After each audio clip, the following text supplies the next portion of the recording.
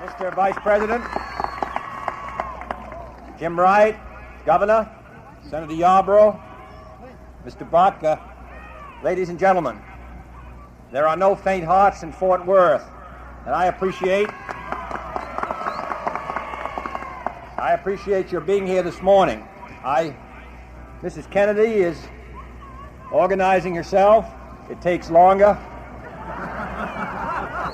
But, of course, she looks better than we do when she does it.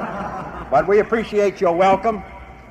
This city's been a great Western city, the defense of the West, cattle, oil, and all the rest. It has believed in strength in this city, and strength in this state, and strength in this country. What we're trying to do in this country and what we're trying to do around the world, I believe, is quite simple. And that is to build a military structure which will defend the vital interests of the United States. And in that great cause, Fort Worth, as it did in World War II, as it did in developing the best bomber system in the world, the B-58, and as it will now do in developing the best fighter system in the world, the TFX, Fort Worth will play its proper part. And that is why we have placed so much emphasis in the last 3 years in building a defense system second to none. Until now, the United States is stronger than it's ever been in its history. And secondly, we believe that the new environment, space, the new sea, is also an area where the United States should be second to none.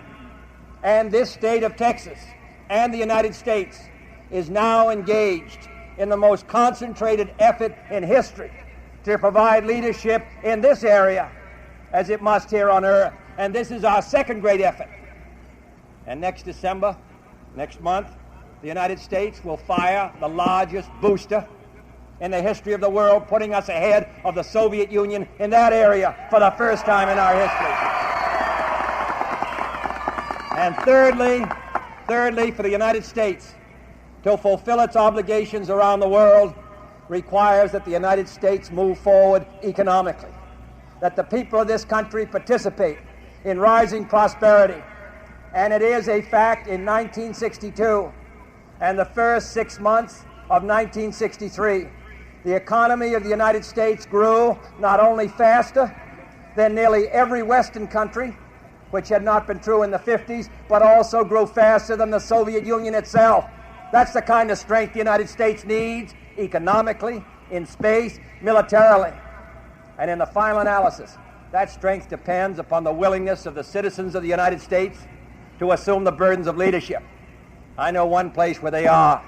Here in this rain, in Fort Worth, in Texas, in the United States, we're going forward. Thank you.